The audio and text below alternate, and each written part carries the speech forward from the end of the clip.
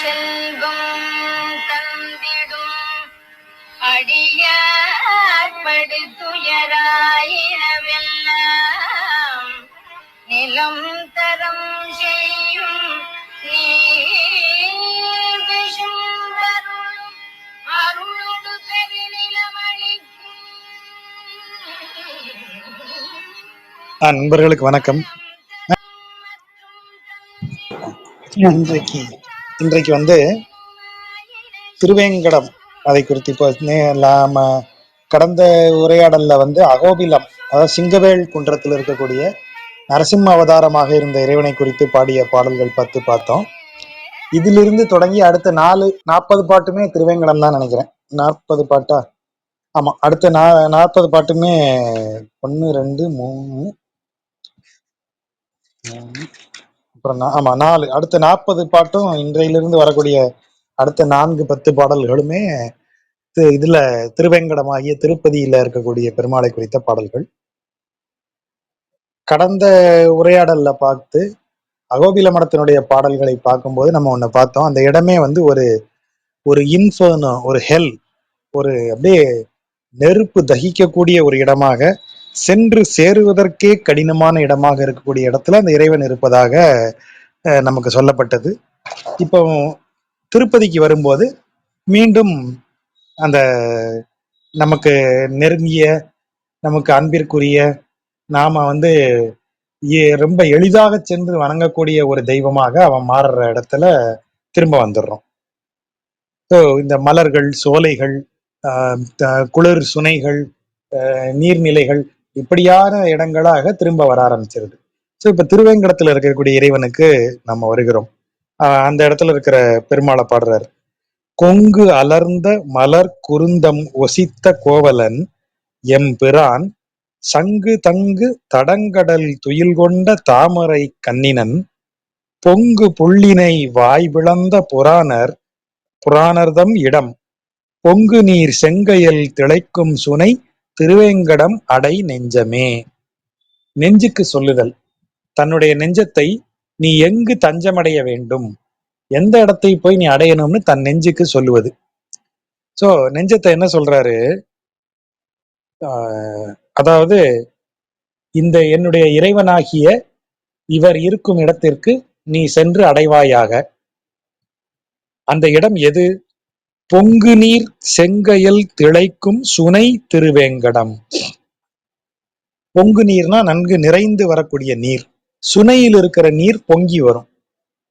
அதனால சுனையில இருக்கிற நீர் பொங்கி வந்து அது ஒரு குளமாக தேங்கி அதில் செங்கயல், செழுமையான கயல் மீன்கள், இளம் கயல் மீன்கள், அதான் செழுமையான கயல் மீன்கள், திளைக்கும் அப்படின்னா துள்ளி விளையாடக்கூடிய, திளைத்து மகிழக்கூடிய சுனைகள் நிறைந்த திருவேங்கடத்தில் இருக்கக்கூடிய இறைவனை நீ சென்று அடை நெஞ்சே அப்படின்னு தன் நெஞ்சுக்கு சொல்றார்.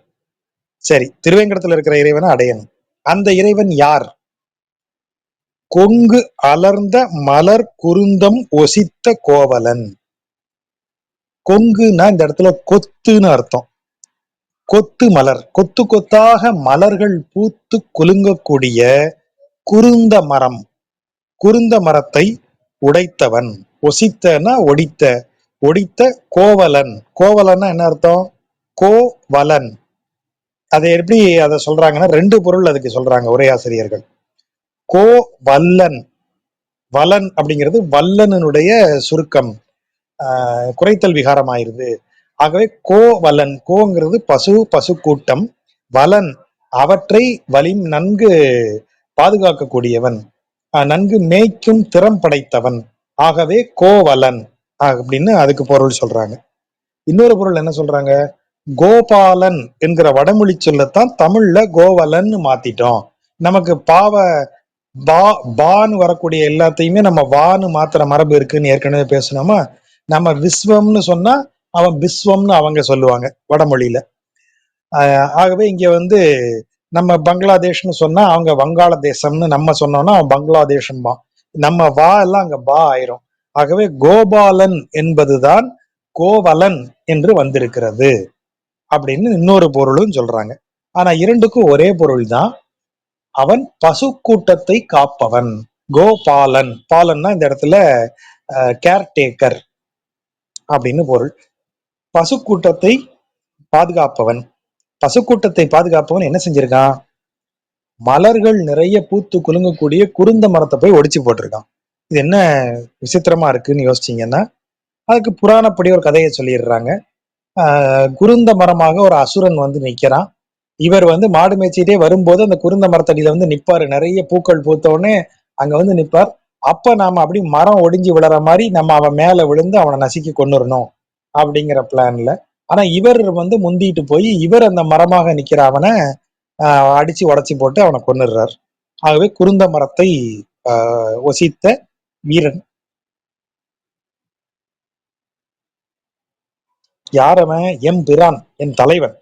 சங்கு தங்கு தடங்கடல். தடங்கடல்னா நன்கு ஆழமான கடல், பெரிய பரந்த ஆழமான கடல். ஆழமான கடல்ல சங்குகள் நிறைந்திருக்கின்றன. ஆகவே சங்குகள் தங்கியிருக்கும் பரந்த கடல். சங்கு தங்கு தடங்கடல். அதில் துயில் கொண்ட தாமரை கண்ணினன். புண்டரீகாட்சன்கிறது தான் தாமரை கண்ணன். நல்ல அழகிய கண்களை உடைய, தாமரை மலர்கள் போன்ற கண்களை உடைய அந்த என்னுடைய எம்பிரான், என் தலைவன், சங்கு வந்து நிறைந்திருக்கக்கூடிய பெரிய கடல்ல அவன் வந்து துயில் கொண்டிருப்பவன். அவன் பொங்கு புள்ளினை வாய்விழந்த புராணர். புராணர்னா இந்த இடத்துல பழையன்னு அர்த்தம், தொல் ஆள். அவன் வந்து ரொம்ப காலமா இங்க இருக்கிறவன். நம்ம காலம் எல்லாம் ஒண்ணுமே கிடையாது, அவன் காலத்தையும் தாண்டி இருக்கக்கூடியவன். அதான் புராணர்னுங்கிறாங்க. புராணம்னா இந்த இடத்துல பழமைங்கிற சொல்ல குறிக்கும். மிக பழையவன் அவன். பொங்கு புல், புல்லுனா இந்த இடத்துல குறிக்கக்கூடியது வந்து பகாசுரன்கிற ஒரு அசுரன். கொக்கு வடிவில வந்து கிருஷ்ணரை கொல்ல வரான். அப்படி கொல்ல வரும்போது கிருஷ்ணர் என்ன செய்யறாரு அப்படின்னா, அந்த அவனுடைய அழகு, இரு அழகுக்கு நடுவுல நின்று தனது உருவத்தை பெரிதாக்கி அந்த வாயை ரெண்டு அழகையும் பிடிச்சு இப்படி இரண்டா கிழித்து அந்த அசுரனை கொல்றாரு. அதுதான் பொங்கு புள்ளினை வாய் பிளந்த. இந்த ரெண்டு அழகையும் பிடித்து இழுத்து பிளந்து கொண்டுறாரு. பொங்கு புல்லுன்னா என்ன அர்த்தம்? கோவத்தால் பொங்கி வரக்கூடிய அந்த புள்ளினை இதை மாதிரி கொன்றவர். அவர் தான் இங்க இருக்கார். அவருடைய இடம்தான் பொங்கு நீர் செங்கையில் திளைக்கும் சுனை திருவேங்கடம். அந்த இடத்தை அடை நெஞ்சே அப்படின்னு சொல்றாரு. இப்ப இந்த இந்த ஒரு சொல்லக்கூடிய இடத்த பாருங்க. இரண்டு விஷயங்களை அவன் வந்து அழிச்சிருக்கான். ஒண்ணு, எதுவுமே செய்யாம வெறும் மலர்களையாக பூத்து கொண்டு நின்ற குருந்த மரம் இல்லையா? அவன் ஒரு அசுரன் தான் சொல்றாங்க. சரி, அசுரன் வந்து இவனை அட்டாக்கே பண்ணல. அவன் அட்டாக் பண்றதுக்கு முன்னாடியே நம்ம ஆளு போய் அந்த அடிச்சு நுடைச்சிட்டாரு. அது எதை அட்டாக் பண்ணிருக்காரு? மலர்களா பூத்து குலுங்கின ஒரு குருந்த மரத்தை. இன்னொரு அழிப்பு என்னது? ஒரு பொங்கும் புல், கோபத்தால பொங்கி வரக்கூடிய ஒரு பறவையை, கொக்கு பறவையை கொண்டு இருக்கிறார். அப்ப ஒண்ணு அவரை அட்டாக் பண்ணல, அதை கொண்டு இருக்காரு. இன்னொன்னு அவரை அட்டாக் பண்ண வந்திருக்கு, அதை கொண்டு இருக்காரு. இது ரெண்டு என்ன? ஒண்ணு, மலர்கள் அப்படிங்கிறது வந்து பீஜம் அப்படின்னு சொல்லப்படுகிற விதைக்கு பீஜம். பீஜத்திற்கு பீஜம் மலர்கள். மலர்களில் இருந்துதான் காய், பிஞ்சு, காய், கனி, அதிலிருந்து விதை. அப்போ விதையை உற்பத்தி பண்ணக்கூடியது வித்துல இருந்து மீண்டும் மரம் முளைக்கும். அப்புறம் மரத்திலிருந்து பூக்கள் வரும். பூவிலிருந்து பழையபடி பிஞ்சு, காய், அதற்கு பிறகு கனி, அப்புறம் கனியிலிருந்து மீண்டும் மரம். அப்ப இந்த பூ தான் வந்து இந்த மீண்டும் ஒரு துவக்கத்திற்கான துவக்கம். ஒரு பூ, அதுதான் உலக இன்பங்கள் நிறைந்து கிடப்பது. இந்த உலக இன்பங்கள் பார்ப்பதற்கு அவ்வளவு அழகா இருக்கு, பூத்து குலுங்குது. எவ்வளவு அழகா இருக்குன்னு அதை லயிச்சு போய் உக்காந்தீங்கன்னா அந்த அந்த குருந்த மரமானது உங்களை அமுக்கி கொண்டுரும். அதிலிருந்து காய்க்கக்கூடிய அந்த விதை, நீங்க அந்த அந்த பூக்களில் போய் தேனுண்ண போனீங்கன்னா அதன் வழியாக அந்த பூக்கள் கருவுற்று அந்த பூவில் இருக்கும் ஒரு விதை உருவாகி அந்த விதை திரும்ப செடியாகி, இதுதான் நம்ம பிறவி கணக்கு. அப்ப உலக இன்பங்களுக்குள் நாம் போய் பூத்திருக்கிற பூல உலக இன்பத்திற்கு வண்டு போல நாம போனோம்னா நாம தான் வந்து என்ன செய்வோம்? அந்த காயை உற்பத்தி பண்ணுவோம், அந்த கனியை உற்பத்தி பண்ணுவோம், அந்த விதை வரும். அந்த விதை மாதிரி நம்ம பிறப்பு மீண்டும் மீண்டும் சுழற்சிக்கு உட்பட்டுக்கிட்டே இருக்கும். ஸோ நாம அந்த மாதிரி ஒரு இடத்துக்குள்ள போய் நிற்கணும்னா அது நம்மளை பாதிக்கும். ஆகவேதான் அதனுடைய ஃபியூச்சரை அது செய்யறதுக்கு முன்னாடியே அந்த இடத்த போய் அடிச்சு உடைச்சிடுறான் குருந்த மரத்தை. இன்னொன்னு என்ன, முன்வினை பயன்கள் நம்மை வந்து அணுகும். போன பிறவியில செஞ்ச பாவத்தை நம்ம சஞ்சித கர்மான்னு சொல்றது. போன பிறவியில செஞ்ச கர்மத்தை நம்ம இந்த பிறவியில அனுபவிச்சு தீர்க்க வேண்டும் என்றால் அது நம்மளை வந்து அட்டாக் பண்ணும். அதுதான் கொக்கு வடிவில் வரக்கூடியது. அதை பிளந்து, வாய் பிளந்து டைரக்டா ஃபேஸ் பண்றது, ஃபேஸ் டு ஃபேஸ். அப்படி அதை சந்தித்து ஒன்றுமில்லாமல் ஆக்குவது. அது ரெண்டையும் செய்யக்கூடிய இந்த இறைவன் எப்படி செய்வான் அதை அப்படின்னா, அவன் பாட்டுக்கு பள்ளி கொண்ட விதத்திலேயே அதை செய்வான். அதான் சங்கு தங்கு தடங்கடலில் பள்ளி கொண்டிருக்கக்கூடிய இறைவனை அவர் மென்ஷன் பண்றார். நாராயணன். நாராயணன் வந்து வியூக ரூபம், நம்ம ஏற்கனவே பார்த்திருக்கோம் இல்லையா. நான் பரம் வியூகம், வியூக ரூபத்துலதான் உயிர்களின் குறையை கேட்டு அந்த குறைகளை நிவர்த்திக்கும் பொருட்டு அவன் வந்து அமைந்த நிலைதான் வியூக நிலை. அப்ப வியூக நிலையில இருக்கிற இறைவனை தான் இங்க சொல்றாரு. சங்கு தங்கு தடங்கடல் துயில் கொண்ட தாமரை கண்ணன். வியூக நிலையில இருக்கிற இறைவன் உயிர்களின் குறைகளை கேட்டு அவற்றை தீர்த்து வைக்க முயல்வான். அதுதான் மேல சொன்ன ரெண்டும். அப்படிப்பட்ட தெய்வம் நம் குறைகளை கேட்டு நமக்குரிய இந்த பிறவிக்கான சிக்கல்களை தீர்க்கும் தெய்வம் இருக்கும் இடம்தான் திருவேங்கடம். நெஞ்சே அவடை அண்ணா, நெஞ்சுக்கு சொல்றது. நெஞ்சம் உணர்வது, அறிவு புரிந்து கொள்வது, நெஞ்சு உணர்வது. ஆகவே நெஞ்சுக்கு சொல்றாரு, நீ உணர்ந்து பார், இதுதான் உண்மை. ஆகவே நீ இதை செய்யக்கூடிய தெய்வத்தை போய் தஞ்சம் அடை அப்படின்னு நெஞ்சுக்கு சொல்றாரு. பள்ளியாவது பார்க்கடல் அரங்கம். நீ அரங்கம்னா இந்த இடத்துல வந்து அவன் இருக்கக்கூடிய இடத்தை குறிப்பது. அவன் பள்ளி கொண்டிருக்கும் இடமானது, அந்த அவையானது பார்க்கடல். அரங்கம்னா ஒரு ரூம் அல்லது ஒரு ஒரு ஒரு ஹால் அப்படிதான் நம்ம நினைப்போம். பெட்ரூம் அப்படின்னு சொல்றோம். அவருக்கு பெட் ரூமே கிடையாது, அது பெட் சி அவருக்கு. அப்படியே வந்து கடலே அவருக்கு அரங்கம். என்ன அரங்கம்? பள்ளியாவது, படுத்து தூங்குறதே ஒரு கடலுக்கு மேல. அவருக்கு பெட் ரூமே கிடையாது, பெட் சி. அப்படிப்பட்ட ஆள் அவரு. வன் பேய் இறங்க, இந்த இடத்துல இறங்க வன் பேய்னு அவங்க இதுக்காக எழுதியிருக்காங்க, மீட்டருக்காக எழுதியிருக்காங்க. வன் பேய் இறங்க, இந்த இடத்துல இறங்கன கதற, துடிக்க அப்படிங்கிற பொருள். வன் பேய் யாரு? பூதனை. வன்மை மிக்க பேயாக வந்த பூதனை என்ன செய்யறா? பிள்ளைக்கு விஷம் கலந்த பாலை கொடுக்க முயற்சிக்கிறாள். அப்ப கிருஷ்ணன் என்ன செய்யறான்? அவள் நோக்கத்தை உணர்ந்து கொண்டு அவளது மார்பில் பால் அருந்துவது போல அவள் உயிரை உறிஞ்சி குடித்து விடுகிறான். அந்த இடம்தான் இது. வன்பேய் இறங்க முலை பிள்ளையாய் உயிர் உண்ட எந்தை பிரான். பிள்ளையாய் அவர் உயிரை உண்டு இருக்கிறார் குழந்தையா இருக்கும் போதே. அவன் பெருகும் இடம், நல்லா கவனிங்க இந்த வார்த்தையை. அவன் பெருகும் இடம்னு ஒரு வார்த்தையை போடுறாரு. அப்படின்னா என்ன அர்த்தம்?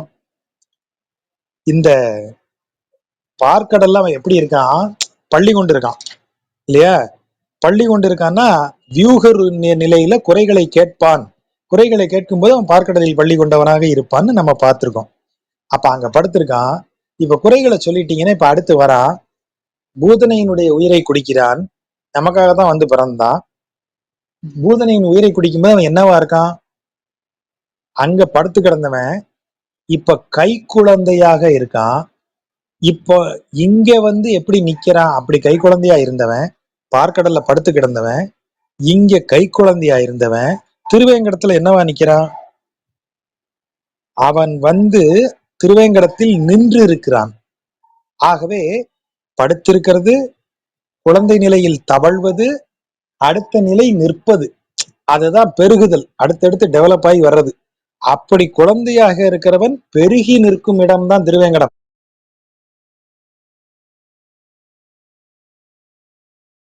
அப்ப அவன் இருக்கும் இடம்னா நீங்க அவன் குழந்தையாவே இருக்கான்னு நினைச்சிடக்கூடாது. அதனால இந்த வார்த்தையை போடுறாரு, அவன் பெருகும் இடம். எப்படி பெருகுகிறான் அப்படின்னா அவர் வேற ஒரு இது வைக்கிறார் திருமங்கையாழ்வார். வெள்ளியான் கரியான் மணிநிறவண்ணன் என்று எண்ணி நாள்தோறும் தெள்ளியார் வணங்கும் மலை திருவேங்கடம். நாள்தோறும் தெள்ளியார் வணங்கும் திருவேங்கடமலை அடை நெஞ்சமே. அதான் அப்படிதான் வாசிக்கிறோம். அப்படியே என்ன அர்த்தம்? வெள்ளியான் வெண்மை நிறமுடையவன், கரியான் கரிய நிறமுடையவன், மணி நிற வெண்ணன் பச்சை நிறம், பசுமை நிறம், சியாம வர்ணம்னு சொல்லுவாங்க. பசுமையும் கருப்பும் கலந்த நிறம். இன்னும் கரெக்டா சொல்றதா இருந்தா இந்த மாவிலைக்கு உரிய நிறம். இந்த மாவிலை தளிர் மாந்தளிர் இருக்கு இல்லையா, அதுக்கு சாம வண்ணம்னு ஒரு பேர் உண்டு. சியாம, அதான் சியாமள ரூபன்னு கர்ணனுக்கு பேரு. அவன் அந்த மாந்தளிர் வண்ணத்துல இருக்கக்கூடியவன். அப்படிலாம் அவன் என்று எண்ணி நாள்தோறும் தெள்ளியார் அப்படின்னா தெளிந்த அறிவுடையவர்கள், ஞானிகள், அந்த மாதிரி தெளிந்த அறிவுடையவர்கள் அவர்கள் நாள்தோறும் அவனை வணங்குகிறார்கள். சரி, அவனுக்கு எப்படி 3 கலர் வந்துச்சு அப்படின்னா, அதுக்கு ஒரு விளக்கம் சொல்றது என்னன்னா, இறைவன் ஒவ்வொரு யுகத்திலையும் ஒவ்வொரு நிறமுடையவனாக இருக்கிறான். இப்போ கலியுகம் நடக்கிறதுனால அவன் கருப்பா இருக்கான். கலியுகத்துல அவன் நிறம் கருப்பு. அதே இது நீங்க துவாபர யுகத்துல பாத்தீங்கன்னா அவன் அந்த சியாம நிறத்துல இருப்பான். கண்ணன் சியாம நிறம். கிருதயுகம் என சொல்லப்படும் கிருதயுகத்துல அவன் வெண்மை நிறத்தோடு இருந்திருப்பான். அப்போ கிருதயுகம் என்கிற யுகத்துல வெண்மை நிறமுடையவனாக இருந்த அவனை அன்றைக்கு தெளிந்த ஞானியர் வணங்கினார்கள்.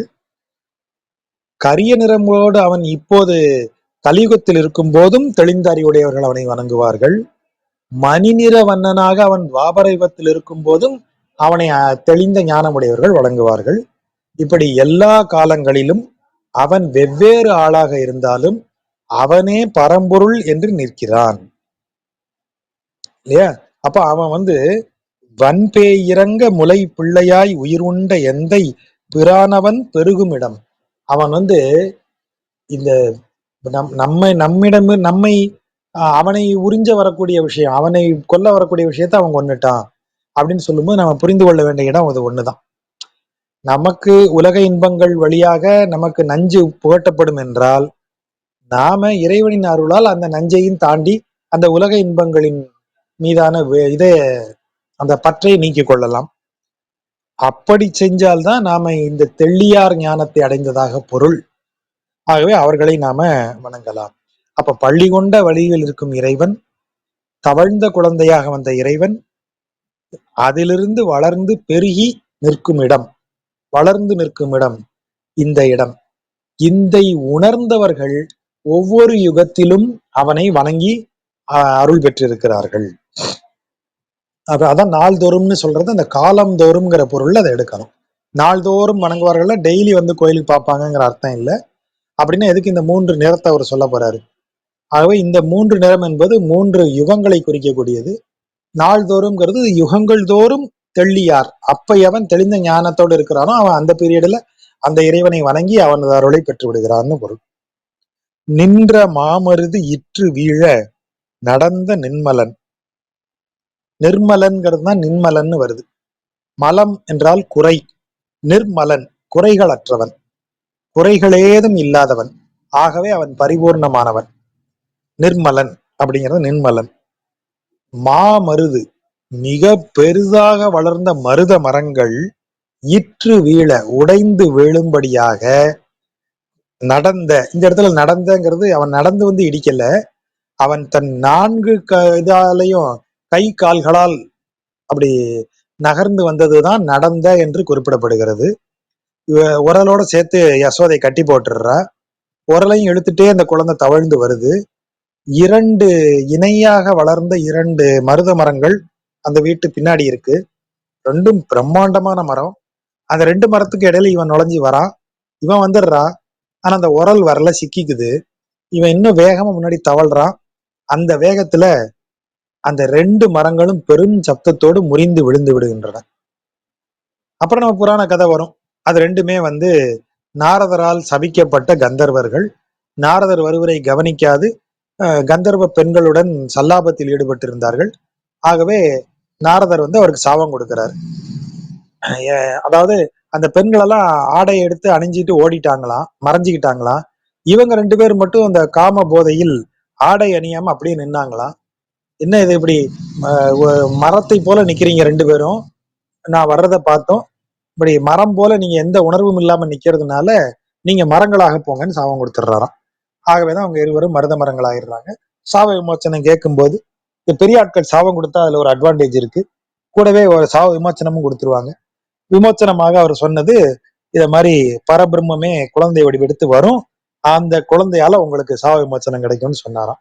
ஆகவே அந்த மருத மரங்களாக அந்த மணிக்ரீவன் இன்னும் நலகோபன்னு ரெண்டு கந்தர்வர்களை சொல்லுவாங்க, அவங்கதான் அந்த மருத மரங்களாக இருந்த கதை. அப்போ அந்த மருத மரத்தை உடைக்கிறவன் யாரா இருக்கான் பாருங்க. இவன் எப்படி மருத மரமானா? காமமாகிய குற்றத்தில் ஈடுபட்டு காமமாகிய மலத்தில் சிக்கி இந்த மருது நிக்குது. அது மாமருது, பெரிய மருத மரமா இருக்கலாம், ஆனா அது என்னத்துல மாட்டிருக்கு? ஒரு தவறு, ஒரு ஒரு குறைபாட்டுல அது சிக்கி இருக்கு. மலம்னா குறை. அப்ப அந்த குறைபாட்டுல அது சிக்கி இருக்கு. அதை உடைத்து போடுகிறவன் யாராக இருக்கான்? நிர்மலன். அவன் குறைகளற்றவன். குறைகளற்றவன் தான் குறைகளை சரி செய்ய முடியும் இல்லையா? ஒரு டாக்டர் வியாதியால கடுமையா பாதிக்கப்பட்ட டாக்டரால் ட்ரீட்மெண்ட் கொடுக்க முடியுமா? டாக்டர் ஆரோக்கியமா இருந்தாதான் ட்ரீட்மெண்ட்டும் ஆரோக்கியமா கொடுக்க முடியும். ஆகவே இந்த இடத்துல நிர்மலங்கிற வார்த்தைக்கு அந்த பொருளை ஏன் மருத மரத்தை அவன் உடைச்சாங்கிற கதையோட பொருத்தி பார்த்துக்கலாம். நேமியான். நேமியான்னா யாரு? நேமி அப்படின்னா ஆழி, சுதர்சன சக்கரம். நேமினா சக்கரம். நேமியான் அப்படின்னா ஆழியான், கையில் சக்கரத்தை ஏந்தியவன். நம்ம திரும்ப திரும்ப சொல்லியிருக்கோம், இந்த சக்கரம் என்பது தர்ம சக்கரம், தர்ம சக்கரத்தை குறிப்பது. ஆகவே தர்மத்தை கையாளுகிறவன் என்றும் வானவர் கைத்தொழும் இணை தாமரையடி என்கிறான். இரு தாமரை, இது அவனுடைய இரண்டு பாதங்களும் இரு தாமரைகள், அதனாலதான் இணை அடி தாமரை, இணை தாமரை அடி. அந்த அவனது திருவடிகளை, தாமரை மலர் போன்ற இணை திருவடிகளை தேவர்கள் எப்படி தொழுகிறார்கள்? வானவர் கைதொழக்கூடிய மாணவர்கள் கையெடுத்து வணங்குகிறார்கள். இங்கு வானவர்கள் என்று சொல்லப்படுவது நித்திய சூரிகளாகிய அவனது பக்தர்கள், வைகுண்டத்தில் இருக்கும் அவனது பக்தர்கள் அவனை வணங்குகிறார்கள். ஏன்னா அவன் தர்மத்தை கையில் ஏந்தியவன். நேமியான் அன்றைக்கு என்ன செய்தான்? கன்றி மாறி பொழிந்திட. கன்றினா கோபித்து, கடுமையான கோபத்துடன். யார் கோபப்பட்டா? இந்திரன் கோபப்பட்டான். அவனுக்குரிய விழாவை நிறுத்திட்டு கோவர்தனகிரிக்கு விழா எடுக்க சொல்லி கண்ணன் சொன்னதுனால ஆயர்கள் எல்லாரும் இந்திர விழாவை புறக்கணித்து கோவர்தனகிரிக்கு விழா எடுத்துட்டாங்க. அதனால் கோபமடைந்த இந்திரன் கன்றி கோபமடைந்து மாறி பொழிந்திட, மழையை பொழிய செய்ய, கடிது, கடிதுனா விரைந்துன்னு அர்த்தம், கடிது ஆனிரைக்கு இடர் நீக்குவான். விரைந்து வந்து அந்த பசு கூட்டங்களின் துயரை போக்கியவன். எப்படி துயரை போக்கினான்? சென்று குன்றம் எடுத்தவன். அந்த கோவர்தனகிரியவையே போய் தூக்கி அப்படி நிப்பாட்டி அந்த மழை வெள்ளத்தால் எவரும் பாதிக்கப்படாத வண்ணம் அந்த கோவர்தனகிரிக்கு கீழே அவர்கள் எல்லாவற்றையும், பசு கூட்டங்களையும் ஆயர் கூட்டங்களையும் ஒன்றாக திரட்டி வைத்து பாதுகாத்தவன். இப்ப என்ன அர்த்தம் இதுல? யோசிச்சு பாருங்க. நம்முடைய மனதில் குறைகளால் ஏற்பட்ட எந்த விளைவும், இப்போ எப்படி மருத மரம் வந்துச்சு? ஒரு விளைவு காரணமாக ஏற்பட்ட குற்றத்திலிருந்து இந்த மரமாகிய பிறப்பு நிகழ்ந்தது. இப்ப கந்தர்வர்கள் இருவரும், அந்த கந்தர்வ பெண்கள், ஐயோ நாரதர் பெரிய ரிஷி, மிகவும் மரியாதைக்குரிய நபர், அவர் வரும்போது நம்ம இப்படி சல்லாபத்துல ஈடுபட்டா சரியா இருக்காதுன்னு சொல்லி ஆடைகளை எடுத்து மேலே போட்டுக்கொண்டு ஒதுங்கி நிற்கிறார்கள். ஆனா இந்த ஆண்கள் இருவரும், கந்தர்வர்கள் இருவரும் அவர் வருவதை கொஞ்சமும் பொருட்படுத்தாமல், தெரியுது அவங்களுக்கு அவர் வராருன்னு, இருந்தாலும் அந்த அந்த மோக ஆவேசம் இருக்கு இல்லையா, அதில் அவர்களுக்கு இந்த அறிவு மங்கிருது. அப்ப அவங்க அப்படி நின்னுட்டாங்க. அப்ப அது ஒரு குற்றம். கற்றறிந்த ஒருவர் ஞானி, அப்பேற்பட்டவர் முன்பு நாம ஆடையின்றி நிக்கிறோம், காம விகாரத்தோட நிக்கிறோமேங்கிற ஒரு எண்ணம், ஒரு பதட்டம் அவங்களுக்கு வரல. அப்ப அதுதான் குற்றம். அந்த இப்போ அந்த பெண்களை நோக்கி ஏன் நாரதர் சபிக்கல? சரி, நீங்க ஞானிகள் இல்ல, இந்த உலகில் கந்தர்வர்கள் இன்பத்தை துய்ப்பவர்கள். ஆகவே நீங்க ஆணும் பெண்ணுமாக இன்பத்தை அனுபவித்துக் கொண்டிருப்பது உங்கள் இயற்கை. அதுக்கு நான் சாபம் கொடுக்க மாட்டேன். ஆனா அதை ஒரு வரைமுறை இருக்கு இல்லையா, எங்கு செய்வது, எவர் முன் செய்வது, எப்போது செய்வது, அந்த வரைமுறையை மீறி உனக்கு அந்த ஒன்றை தவிர உன் மைண்ட்ல வேற எதுவும் இல்லாம போகுது பத்தியா. நம்ம அதான் சொன்னோம், மோகம்னு ஏன் அந்த பேரை மாத்தணும், முன்னாடியே சொன்னோம். காமம் ஒரு விளைவு, மோகம்ங்கிறது அந்த அந்த விளைவை அனுபவித்தே தீருவதற்கு எதை வேண்டுமானாலும் செய்யக்கூடிய ஆவேசம். அதனாலதான் காம ஆவேசம்ங்கிற சொல் கிடையாது நமக்கு, மோக ஆவேசத்தினால்னு ஒரு சொல் நமக்கு ஏன் வருது. மோகம்ங்கிறது அந்த விளைவை நிறைவேற்றும் பொருட்டு நாம எதுக்கும் ஈடுபட தயாரா இருக்கிறது வெறி, கண்ணை மறைக்கிற வெறி. அந்த வெறிக்குத்தான் சாபம், அந்த பெண்களுக்கு இல்ல. அந்த பெண்கள் விளைவில் இருந்தார்கள், காமத்தில் ஈடுபட்டு இருந்தார்கள். ஆனால் அவர்களுக்கு என்ன, யார் வராங்க, என்ன செய்யறாங்க, எப்ப இதை செய்யணும், எப்ப இதை செய்யக்கூடாது, எப்ப ஒதுங்கி நிக்கணும், எவருக்கு மரியாதை தந்து விலகி நிக்கணும், அந்த அறிவு இருந்தது. உங்களுக்கு அந்த அறிவு இல்லை. நீங்கள் மோக ஆவேசத்தில் இருந்தீர்கள். மோக ஆவேசம் குற்றம். அந்த குற்றத்திற்கு அவனுக்கு என்ன கொடுக்கப்பட்டது, மரமாகிய பிறப்பு கொடுக்கப்பட்டது. அப்ப எதெல்லாம் மலமோ, மலத்தின் பால் ஒருவர் ஈடுபட்டால் அவருக்கு பிறப்பு என்ற ஒன்று கிடைக்கும். அப்ப அந்த பிறப்பிலிருந்து விடுதலை பெற செய்வது யாரு, மலங்களற்ற குறைகளற்ற இறைவன், நிர்மலன், தர்ம சக்கரத்தை கையிலேந்தியவன். அதான் அவன் தர்மம். அந்த தர்மத்தின்படி நமக்கு அருளுவான். அப்படி எப்படி அருளுவான், இந்த துயரங்கள் கன்றி மாறி பொழிந்திட, கோவப்பட்டு மழை பெய்யுற மாதிரி. அதாவது மழை பெய்யுறதுன்னா என்ன அர்த்தம், நீங்க நிம்மதியா இருக்கவே முடியாது, வெட்ட வெளியிலே இருக்க முடியாது, வீட்டுக்குள்ளே இருக்க முடியாது. வீட்டுக்குள்ள இடி வந்து விழுமா, இல்ல வெள்ளம் பொங்கி வந்து வீட்டை அடிக்குமான்னு தெரியாது. சரி, வெளியில போய் நின்னோம்னா மழையில நீங்க நினையணும், அப்பவும் வெள்ளம் எல்லாம் வரும். அப்ப எங்கேயுமே நீங்க நிக்க முடியாத இடமாக அந்த மழை பொழியும் போது அவன் விரைந்து வந்து மொத்த ஆநிரைக்கும். நாம தான் பசு, திரும்ப திரும்ப சொல்லியிருக்கோம், நமக்கு அவன் இடர் நீக்குவான், மலையை தூக்கி அவன் அப்படி செய்வான். அப்பேற்பட்ட தெய்வத்தை நீ சென்று அடைவாயாக. அப்போ நீ குற்றத்தினால் உனக்கு வரக்கூடிய எல்லா விளைவுகளும், எல்லா பிறப்புகளும் அவனால், அவன் தர்மத்தை கையிலேந்தியவனால் என்ன ஆகும், பாதுகாக்கப்படும், அகற்றப்படும். அப்படி ஒரு பொருள் எடுக்கலாம். பார்த்தற்கு ஆய், அதாவது பார்த்தற்காக, அன்று பாரதம் கை செய்திட்டு. கை செய்திட்டுன்னா ஈடுபட்டுன்னு அர்த்தம். அதுல அவன் கை இருக்குப்பா அப்படின்னு நம்ம பேசுறோம்ல, இப்போ அவன் கை இருக்கு உள்ள, இந்த விஷயத்துல அவன் கை இருக்கு அப்படின்னு என்ன அர்த்தம், அவன் ஈடுபட்டு இருக்கான், அவன் இன்வால்வ் ஆயிருக்கான்னு அர்த்தம். இன்வால்வ்ங்கிற வார்த்தைக்கு தான் இங்க கை செய்தல் அப்படின்னு நம்ம தமிழ்ல சொல்லலாம். அன்னைக்கு பார்த்தற்கு, பார்த்தன் அப்படின்னா யாரு, அர்ஜுனன். அர்ஜுனன் தான் பார்த்தன். பார்த்தனுக்கு சாரதி, பார்த்தனுக்கு ரதம் ஓட்டியதால் தான் இவர் பார்த்த சாரதிங்கிற பேரே வருது. அர்ஜுனனுக்கு டிரைவர், அதான் பார்த்த சாரதிக்கு பொருள். சோ பார்த்தன், பார்த்தனுக்காக அன்று, அன்றுனா கிருஷ்ண பிறப்புல நீ என்ன செஞ்ச, பாரத போரில் ஈடுபட்டாய். அதான் பாரதம் கை செய்திட்டு, பாரத போர்ல இன்வால்வ் ஆன, இன்வால்வ் ஆகி என்ன செஞ்ச, வென்ற பரஞ்சுடர். பாருங்க, பாரத போர்ல வென்றது யாருன்னா கிருஷ்ணன் தாங்கிறாரு. ஏன்னா அவன் பரஞ்சுடராக வென்று இருக்கிறான். அன்றைக்கு பரமாத்மா ஒரு முடிவு பண்ணிச்சு, ரைட்டு, உலகம் சரியில்லை, ஒரு பெரிய ஒரு என்ன சொல்றது, கம்பெனி சரியில்லை, உடனடியாக பாதிக்கு பாதி ஆட்களை வேலையில இருந்து டவுன் சைஸ் பண்ணி தான் கம்பெனியை காப்பாற்ற முடியும், கம்பெனியை சரி பண்ண முடியுங்கிற முடிவு எடுத்து சிஇஓ களமிறங்குறார். அத மாதிரி இவன் உலகம் ஓவரா போச்சு, எல்லாவனும் எல்லாம் தெரிஞ்ச மாதிரி வேதம் ஏதோன்னு பேசி திரியிறானுங்க, இவனுங்க எல்லாரையும் ஒழுங்கு பண்ணணும்னா பாதிக்கு பாதியை காலி பண்ணணும்னு சொல்லி அன்னைக்கு பாரத போரை நிகழ்த்தியதே இந்த பரஞ்சுடராகிய கிருஷ்ணன். ஏற்கனவே சொல்லியிருக்கோம், 27 அவதாரங்களோ என்னமோ சொல்லப்படும். அதுல 10 தசாவதாரங்கள் அதிகமாக பேசப்படும். அந்த 10 அவதாரங்கள்லயும் 2 அவதாரங்கள் தான் முக்கிய அவதாரங்கள். அந்த 2 அவதாரங்களும் நேரடியாக பரம்பொருளுடன், பரம்பொருளுக்குரிய பிரம்மத்துக்குரிய எல்லா அடையாளங்களோடும் பர தெய்வமாகவே வணங்கப்படும். கிருஷ்ணனுக்கும் ராமனுக்கும் அந்த அவதாரங்களுக்கும் அந்த சிறப்பு உண்டு. ஆகவே இந்த இடத்துல சொல்லக்கூடியது பாரதம் கை செய்திட்டு வென்ற பரஞ்சுடர், கிருஷ்ணனை பரஞ்சுடராக சொல்லுகிறார். இப்ப நம்ம வியூக ரூபம்ங்கிறது ரெண்டாவது. முதல் ரூபம் என்ன? பரம்ங்கிறது தான் அவருடைய முதல் நிலை.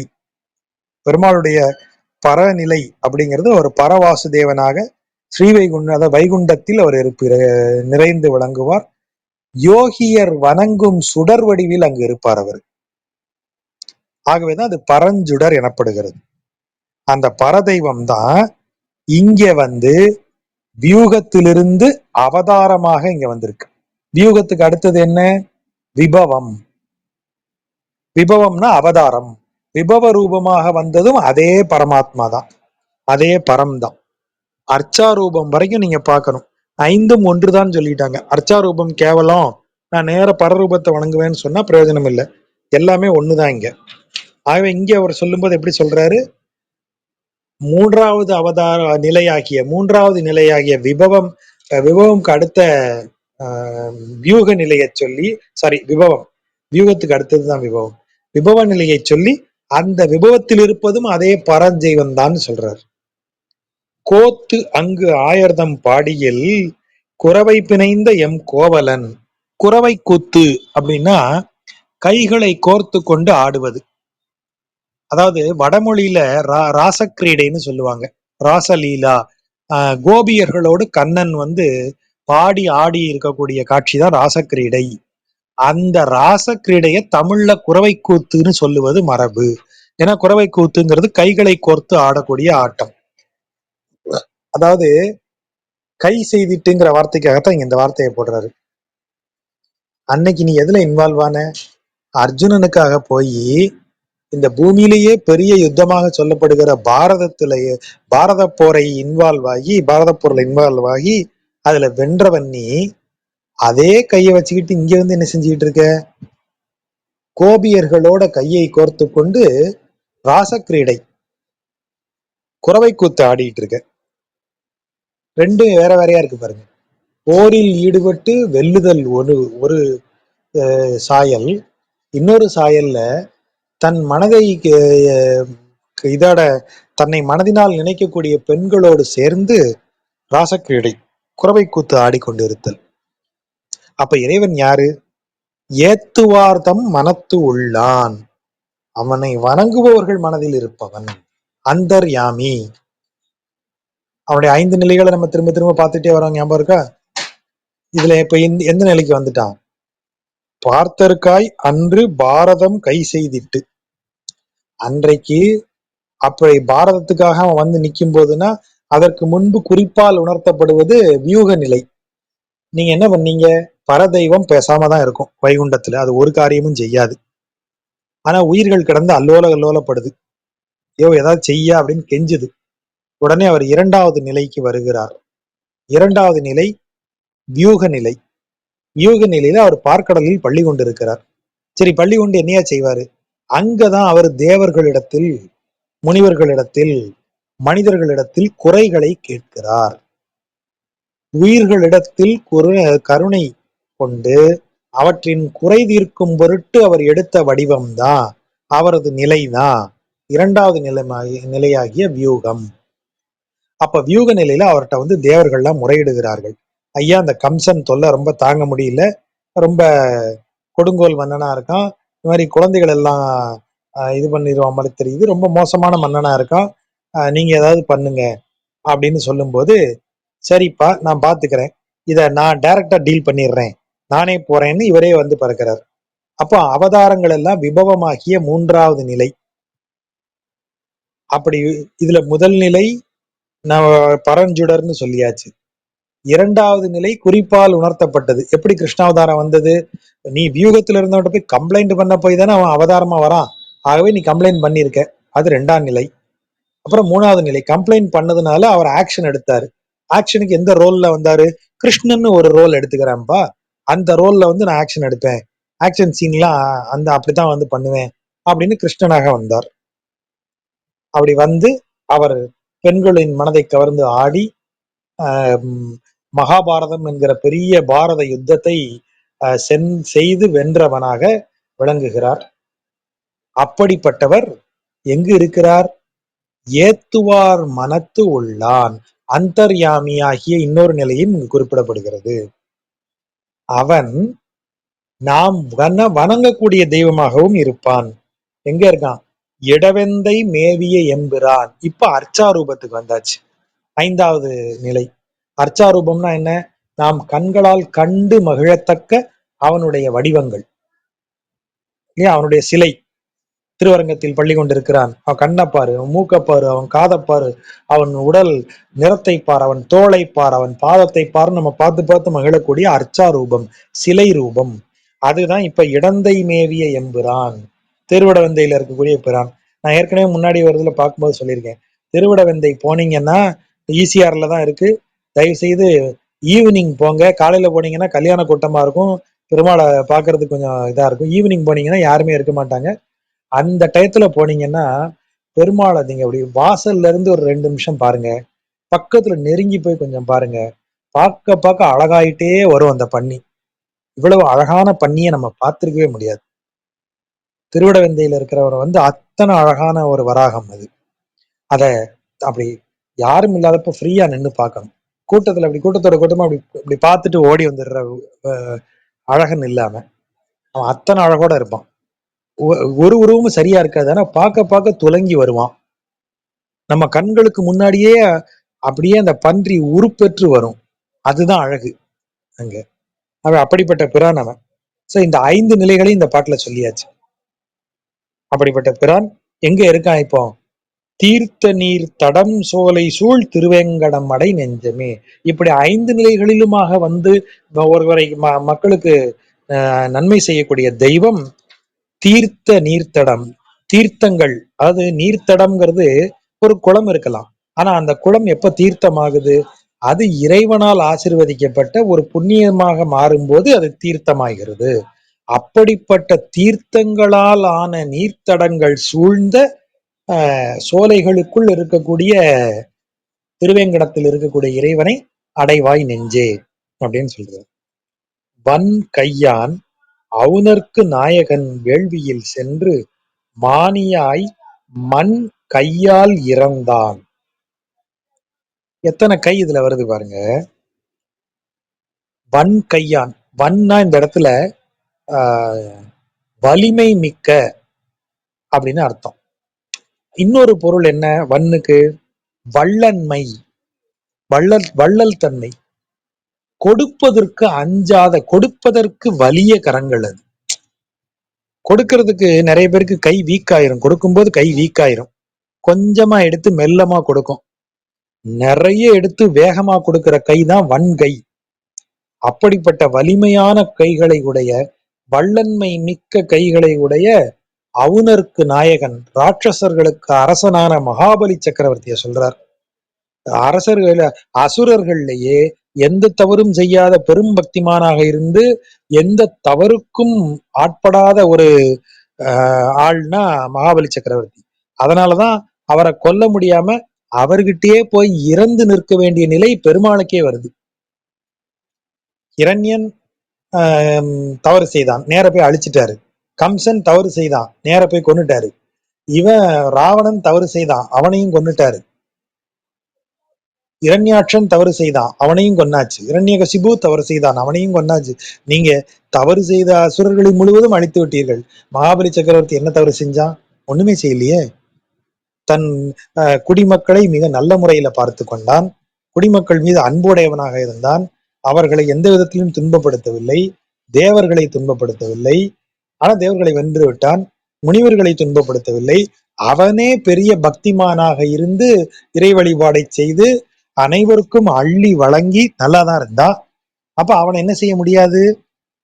ஏற்கனவே சொன்னோம் இல்லையா, குற்றத்தின் வழியாகத்தான பிறப்பு, குற்றமே செய்யலையே, அப்ப அவனை நீங்க எப்படி, அவனுக்கு விளைவு அவனுக்கு எப்படி வரும்? அந்த நேரத்துலதான் இவர் போய் அவனுக்கு தானம் அவன்கிட்ட வாங்கி, அவன் நான் கொடுக்கிறேங்கிற வார்த்தையை சொல்லிட்டான். அந்த நான் என்கும் அகந்தை வழியாக அவனை மடக்கிட்டார். ஆகவேதான் அவனுக்கு நீ நல்லவன், நீ இங்க இருக்காத, உனக்கு ஒரு இடம் பாதாளம், அங்க போய் ஆட்சி செய்து கீழே அனுப்பிட்டார். இதுதான் அந்த இடம். சோ வன் கையான், வண்ணன்மை மிக்க, கேட்டவர்களுக்கு கேட்டதை விரைவில் எடுத்து கொடுக்கக்கூடியவன். அதனாலதான் வன்கையான் என்று அந்த பெயர் அவனுக்கு கொடுக்கப்படுகிறது மகாபலி சக்கரவர்த்திக்கு. அவுணர்க்கு நாயகன், அசுரர்களுக்கு தலைவன், அவனுடைய வேள்வியில் சென்று மானி அப்படின்னா மூணு சுழி மானினா ஸ்டூடெண்ட்னு அர்த்தம். மானியில இருந்து வந்த வார்த்தை தான் மாணவன்கிற வார்த்தை. நம்ம எல்லாம் மாணவன் தமிழ் வார்த்தைன்னு நினைப்போம். ஆனா அது மாணவங்கிறது வந்து வடமொழியில இருந்து வரக்கூடிய சொல் அது. சோ மானியாய் மண் கையால் இறந்தான். தன் கையால மண் கேட்டான். கைய நீட்டி கேக்குறான், எனக்கு 3 அடி மண்ணு தருவாயான்னு கேக்குறான். அதான் கையால் இறந்தான். எந்த கை அது? பாரதம் கை செய்திட்டவன். பாரதத்துல அவன் கை இன்வால்வ் ஆயிருக்கு. அந்த கை இப்ப என்ன செய்யுது? அசுரர் தலைவனிடம் போய் இறந்து நிற்கிறது, மண் இறந்து நிற்கிறது. மராமரம் ஏழும் எய்த வளர்த்தினான். அந்த கை எப்படிப்பட்ட வலிமை மிக்க கை? மராமரம் என்று சொல்லப்படுகிற 7 மரங்களை துளைக்கும் அளவிற்கு ஒரே அம்பை செலுத்தும் திரள் படைத்த கை அது. ராமாவதாரம். சுக்ரீவன்ட்ட வந்து வாக்கு கொடுக்கிறான் ராமன், வாலியை கொன்று உனக்கு நான் நாட்டை மீட்டு தரேன். இவனுக்கு சுக்ரீவனுக்கு டவுட்டா இருக்கு. இப்ப வாலி யாருன்னு தெரியுமா உனக்கு? அவனை இது வரைக்கும் எவருமே ஜெயிச்சது இல்லை, உனக்கு அது தெரியுமா? ஆனானப்பட்ட ராவணன், நீ தேடி போற ராவணனையே அவன் வால்ல கட்டி அடிச்சான். நீ என்னமோ ரொம்ப ஈஸியா அவனை அடிச்சிடுறேங்கிறிய, எனக்கு நம்பிக்கை வரலையே. அப்படியே அவனுக்கு நம்பிக்கை வரணும்னா என்ன செய்யணும் அப்படின்னு சொல்லி தன்னுடைய வில்லின் வலியை காட்டுவதற்காக 7 மரங்களையும் ஒரே அம்பில் துளைத்து செல்லுமாறு அம்பை செலுத்தியவன். அப்பேற்பட்ட கை அவனுடைய கை. அந்த கையை கொண்டு போய் அவன் இறந்திருக்கான். எனக்கு நிலம் தருவையா அப்படின்னு கேட்டிருக்கான். என் கையான் அஷ்டபுஜங்கள் உடையவன், 8 தோள்கள் உடையவன் அவன். இன்னும் இருக்காரு அஷ்டபுஜ பெருமாள், காஞ்சிபுரத்துல இருக்காரு. அட்டபயங்கரம்னா அந்த அந்த இடத்துக்கு பேரு, அந்த கோயிலுக்கு பேரே அதுதான். நம்ம இந்த 108 திருப்பதி பார்க்கும்போது கூட பார்த்தோம், நினைவு இருக்கா? அட்டபய பெருமாள் அப்படின்னு எழுதி வச்சிருந்தாங்க. என் கையான் 8 தோள்கள் உடையவன், இமயத்து உள்ளான், திருபதிரியில் இருக்கக்கூடியவன். பத்ரி நாராயணனை சொல்றாரு, அதான் இமயத்து உள்ளான். இருஞ்சோலை மேவிய எம்பிரான். இருஞ்சோலைனா திருமால் இருஞ்சோலை. அந்த திருமால் இருஞ்சோலையில மேவிய, அங்கு வசிக்கும் என்னுடைய தலைவன். தின்கை மா துயர் தீர்த்தவன். இந்த இடத்துல மானா விலங்கு, தின்கை வலிமை மிக்க கையை உடைய விலங்கு எது? யானை. யானையினுடைய தும்பிக்கை தான் தின்கை. அந்த திண்மையான கையை உடைய, அதாவது தும்பிக்கையை உடைய யானையினுடைய வலிமை இத சாரி துயரை தீர்த்தவன். துயர் என்ன? கஜேந்திர மோட்சம். கஜேந்திரனாக இருக்கிற யானை மடுவில் இறங்கி பெருமாளுக்கு தினசரி ஒரு மலரை, தாமரையை பறித்து மலரை இட்டு வணங்கும். அப்படி ஒரு நாளைக்கு பறிக்க போகும்போது அந்த குளத்தில் இருந்த முதலை அதன் காலை கவ்விருச்சு. ஆதி மூலமேனு கஜேந்திரன் குரல் எழுப்ப விரைந்து கருடனில் ஏறி பெருமாள் வந்து சக்கராயுதத்தால அந்த இதை முதலையை கொன்று இந்த யானைக்கு விடுதலை அளிக்கிறார். அதான் தின்கைமா துயர் தீர்த்தவன், திருவேங்கடமடை நெஞ்சமே. அவன் கையை எப்படிலாம் சொல்றாரு பாருங்க. அப்போ அந்த கை வந்து எவ்வளவு வலிமை வாய்ந்த கை. 7 மராமரங்களையும் துளைக்கும் வலிமை மிக்க அந்த கை ஒரு கை இல்லை, 8 கைகளாக இருக்கக்கூடியது. என் கையான், என் திசைகளிலும் செய்யக்கூடியது. இந்த திக்கு அப்படின்னா 8 திக்கு, அஷ்ட திக் பாலர்கள்லாம் உண்டு. அந்த 8 திக்குங்கிறது வந்து விசிஷ்டாத்வைதத்துல கிடையாது. திக்குனுங்கிற ஒரு பொருள் கிடையாதுங்க. பிரிக்கும் போது உலகத்திற்கு உரிய பொருட்களாக சொல்லும் போது திசைகளை ஒரு பொருளாக சொல்லும் மரபு வைணவத்துல கிடையாது. ஆகவே இங்கு என் கையான்னு சொன்னா அது அந்த 8 திசைகளை குறிக்கக்கூடியது அல்ல. அவனுடைய கரங்கள் 8 திசைகளிலும் நீளக்கூடியது. அதாவது எல்லா இடங்களிலும் அவனுடைய கரங்கள் உண்டு. அப்பேற்பட்ட கைகளை கொண்டு தனது தவறு செய்யாதவர்களிடத்துல அவன் வந்து நிக்கிற விதமே வேற. அப்படி மானியாய் வந்து, அப்படியே ஒரு சின்ன பையன் மாதிரி, ஸ்டூடெண்ட் மாதிரி வந்து அவன் மண்ணை கேட்டவன். என் திசைகளும் 7 உலகமும் வாங்கி. இப்ப என் திசை வருது. எப்படி வருது? என் திசை என்பது வந்து திக்கு வேற திசை வேற. அத அந்த ரெண்டு சந்திக்கிற இடத்துல திக்குங்கிறது ஒரு பொருளாக சைவத்துல சொல்லப்படும். அஷ்ட திக்குகள் அப்படின்னா அதுக்கு ஒரு ஆட்களை நியமிச்சு அது ஒரு பொருள் என்று கருதப்படும். இங்கு அப்படி கிடையாது. அது ஒரு டைரக்ஷன் மட்டுமே. அதாவது அது ஒரு சூக்ஷ்மம் மட்டுமே, தூலம் கிடையாது. சூக்ஷ்மம் தூலம்னு ஒண்ணு உண்டு. நம்ம அதை பஞ்சீகரண வித்தையில பார்த்தோம், நினைவு இருக்கும்னு நினைக்கிறேன். பூநிலாய 5 மாயின்னு நம்ம திருமழிசையாழ்வாருடைய முதல் பாடலுக்கு அதை பார்த்திருக்கோம். அதாவது பஞ்சபூதங்களும் தனித்தனியாக அந்த பூதம் பூதமாகவே இருக்கு. நெருப்பு நெருப்பாகவே இருக்கும்போது அது சூக்ஷ்ம வடிவில தான் இருக்கும். அதாவது கருத்து வடிவில் இருக்கும். பொருள் வடிவு தூல வடிவுக்கு வராது, பிசிக்கல் ஃபார்முக்கு வராது. அப்படி வரணும்னா என்ன செய்யணும்னு ஒரு ஃபார்முலா இருக்கு. அந்த பூதத்தை ஒரு வட்டமாக உருவகிச்சு அந்த வட்டத்தை 8 பார்ட்டா பிரிங்க. அதுல 4 பார்ட்டுக்கு அந்த பூதத்தை நிரப்புங்க. இப்ப தீங்கிற ஒரு ஐம்பூதத்துல தீய கொண்டு வரணும்னா 8 பார்ட்டா அந்த இதை பிரிச்சு 8ல 4 தீய வச்சு மீதி 4 பார்ட்ல மீதி இருக்கிற ஒவ்வொன்னையும் ஒவ்வொரு பார்ட்டா சேர்த்துருங்க. அப்ப அதுதான் தீ எனப்படும் சூக்ஷ்ம வடிவில் இருக்கக்கூடிய பூதம். இந்த காம்பினேஷனை போட்ட உடனே திரிபு, இந்த மிக்ஸ போட்ட உடனே தான் அது பிசிக்கல் ஃபார்முக்கு மாறும். இப்படித்தான் 5 பூதங்களும் உருவாகும். அப்ப ஒரு பூதத்தில் பிற பூதத்தினுடைய கூறு எப்போதும் இருக்கும். அதுக்குதான் நம்ம அதை பார்த்தோம். மீனிலாய 1 மாய்ன்னு அவர் கொண்டு வந்து அங்கிருந்து பூனிலாய 5 மாய் வரைக்கும் அவர் வந்தார். அதனுடைய பண்பு அப்ப அது பொருளாக மாறுகிறது. பொருளாக மாறும் எதுவும் பண்பை கொண்டிருக்கும். ஆகவேதான் வானத்தின் பண்பாக சப்தம் சொல்லப்பட்டது. பொருள் என்று வந்தா அதுல பண்பு வந்துடும். சோ இங்க என்ன சொல்றாங்க, என் திசைகளும்ன்றாங்க. இப்ப இந்த திசைங்கிறது திசைகளுக்கு பண்புண்டா? கிடையாது. ஆகவே அது என்னவாக கருதப்படுகிறது, ஒரு கருத்தாக கருதப்படுகிறது. அப்படி என் திசைகளும் 7 உலகமும் வாங்கி பொன் வயிற்றில் பெய்து, அதாவது பிரளய காலத்துல இறைவன் என்ன செய்யறான், இந்த உலகத்தை அப்படியே உண்டு விடுகிறான். அப்ப என் திசை 7 உலகம் என்ன பொருள், 7 உலகம்ங்கிறது பிசிக்கல் ஃபார்ம், என் திசைங்கிறது வந்து சூக்ஷ்மம். சூக்ஷ்ம ரூபத்தில் இருக்கக்கூடிய உலகையும் தூல ரூபத்தில் இருக்கக்கூடிய உலகையும் ஆகிய இரண்டையுமே அவன் விழுங்கி விடுவான். அதுதான் இதுக்கு பொருள்.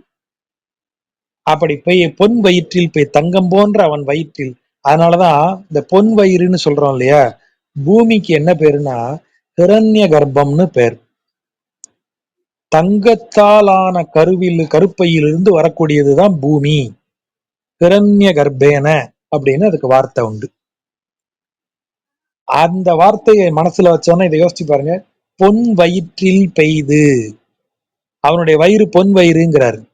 அப்ப அதுதான் ஹிரண்ய கர்ப்பம். அப்போ பூமி எங்கு கர்ப்பமாகி இருக்கிறது, தங்க நிறமான அவனுடைய வயிற்றில், பொன் வயிற்றில். பண்டு ஓர் ஆளிலை பள்ளி கொண்டவன், அப்படி விழுங்கிட்டா ஒரு குழந்தை வடிவில ஒரு ஆலை இலையில படுத்திருப்பான். அவ்வளவு குட்டி ஆயிடுவான். அந்த குட்டி வயிற்றுக்குள்ளதான் 7 உலகமும் இருக்கு. 8 திசைகளும் 7 உலகமும். அந்த குட்டி பாப்பா எவ்வளவு குட்டி பாப்பா, ஒரு ஆலை இலை மேல படுத்திருப்பான். அவ்வளவு சின்ன பாப்பாயன் அவன், பள்ளி சைஸ் தான் அது. அப்படி படுத்திருக்கிற குழந்தையா மாறிடுவான். பால் மதிக்கு இடர் தீர்த்தவன். பால் மதினா யாரு, வெள்ளை நிற ஒளியை கொடுக்கக்கூடிய நிலவு. அவனுக்கு ஒரு சாபம் வந்துருது, அவனுக்கு குஷ்டரோகம்னு சொல்லுவாங்க சாபம். அதனாலதான் அவன் ஒளி குன்றிக்கிட்டே இருக்கான், அப்புறம் திரும்பி ஒளி பெருகிட்டே இருக்கு அப்படின்னு. அவன் சாபம் வாங்கிடுறான். பெருமாளை வணங்கி அந்த சாபத்திலிருந்து அவன் வந்து விடுதலை அடைகிறான். அதுதான் இங்க சொல்லப்படுவது. பால்மதிக்கு இடர் தீர்த்தவன். ஒன் திரள் அவுணன் உரத்து உகிர் வைத்தவன். ஒன் திரள், ஒன்னுனா பயங்கரமான மிகுந்த வீரம் மிக்க திறன் கொண்ட அவுணன், அவுணனாகிய இரண்யன். உரத்து, உரம்னா நெஞ்சு. இப்போ அதை சொல்லுவோம் இல்லையா, நெஞ்சு உரம் உள்ளவன் சொல்றோம் இல்லையா, அதன் வலிமையான நெஞ்சுதான் உரம், உரம் வாய்ந்த நெஞ்சு. அந்த உரத்தில் உயிர், உயிர்னா நகம். இரணியனை எப்படி கொல்றான், அவன் மார்பில் தனது நகத்தை வைத்து கிழித்து அவனை கொல்லுகிறான். ஆகவே ஒன் திரள் அவுணன் உரத்து உயிர் வைத்தவன். எப்படி வைத்தவன், ஒள் எயிற்றோடு, ஒள்ளுனா ஒளிவிடும், ஒளிவிடும் எயிறு, எயிறுனா பற்கள், ஒளிவிடும் பற்களோடு தின்திரள் அரி ஆய் அவன். தின்திரள் கடுமையான வலிமை மிக்க, திரள் மிக்க, தின்னா நல்ல பொதிந்தன்னு அர்த்தம், திண்மையான அப்படின்னு சொல்றோம் இல்லையா, நல்ல டஃப்பான. திரள்னா பயங்கர வீரம், கடும் வீரம் மிக்க, ஆளும் அரியும் கலந்த நரசிம்மமாக அப்படி ஒளிவிடும் பற்களோடு தோன்றி, ஒன் திரள் அவுணன் மிகுந்த வீரம் மிக்க அந்த இரண்யனது வலிமையான மார்பில் தனது நகத்தால் கீறி கொன்றவன். அவன் இருக்கும் இடம் எது? திருவேங்கடம் அடை நெஞ்சே. அந்த இடத்தை வந்து சேர்வாயாக.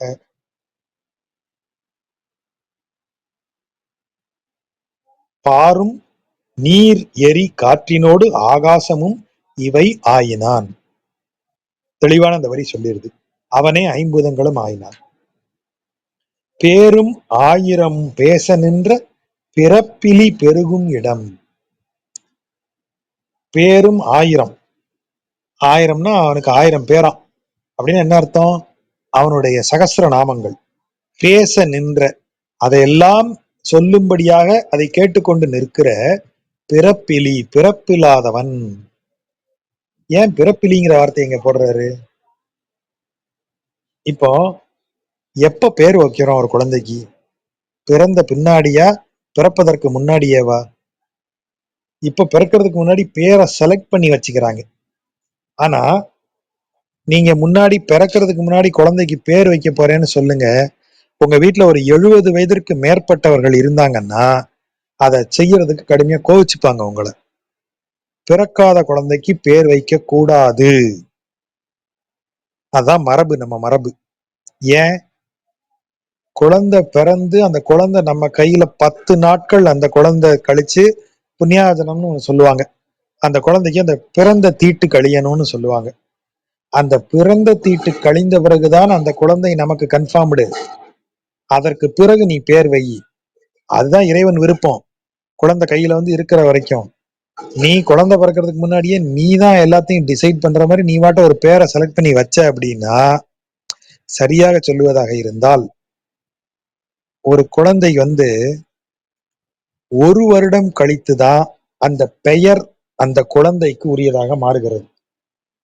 அதனாலதான் 1 வருடம் முடியும் போது ஆயுஷ் ஹோமம்னு ஒண்ணு பண்ணுவாங்க. ஆயுஷ் ஹோமத்துலதான் அந்த குழந்தைக்கு பேரை சரியான விதத்துல ஜாதக கர்மமே அப்பதான் எழுதுவாங்க. பிறந்து 1 வருடம் ஆனாதான் ஜாதகம் எழுதணும். அதான் வந்து மரபு. பிறந்த உடனே ஜாதகம் கணிக்க கூடாது. இன்றைக்கும் மரபான ஜோதிடர்கள் ஒரு குழந்தை பிறந்த உடனே ஜாதகம் கணிக்க மாட்டாங்க. பிறந்த உடனே பிறந்த நேரம், திதி இவற்றை குறித்து வைத்துக் கொள்வார்கள். அந்த குழந்தைக்கு முதல் பிறந்த நாள் முடித்து அதற்கு ஒரு ஹோமம் பண்ணுவாங்க.